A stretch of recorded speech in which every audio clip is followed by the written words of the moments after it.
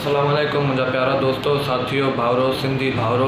सभु खेर लॻो पियो हूंदो ठीकु ठाक उम्मीद तो कयां चाक लॻा पिया हूंदो अव्हांजे घर में ॿार बचड़ा ठीक लॻा पिया हूंदा। दरअसल पाण काफ़ी टाइम खां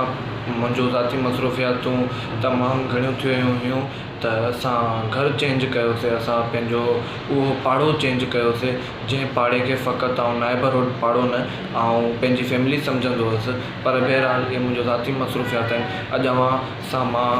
पंहिंजा ॿ लफ़्ज़ वींढारण आयो आहियां, पंहिंजो ख़्यालनि जो इज़हार करणु आयो आहियां त हीअ जेको इमरान ख़ान सरकार हीअ जेका बि रिथा कढी रहियो आहे इहा सिंध दुश्मन रिथा आहे। ऐं हाणे हींअर हिन वक़्तु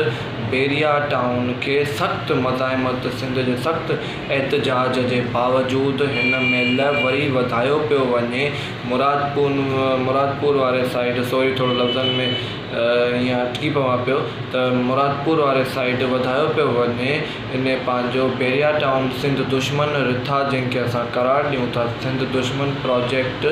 इन हवाले सां इहो जेको बि आहे सो इन में पीपल्स पार्टी मिली भगत करे रही आहे ऐं आसिफ़ अली ज़रदारी उन जो गॉड फादर रियाज़ मलिक जे थ्रू कराए रहियो आहे, सिंध जी धरती खपाए रहियो आहे, सिंध जी धरती विकाए रहियो आहे। ऐं इन सॼे मामले ते असांखे हिकु मतबादल क़यादत ऐं आउं पर्सनली इहो मुंहिंजो पंहिंजो ज़ाती वीचार आहे त सिंध खे हींअर सिंध दुश्मन रिथान ज़रिए सिंध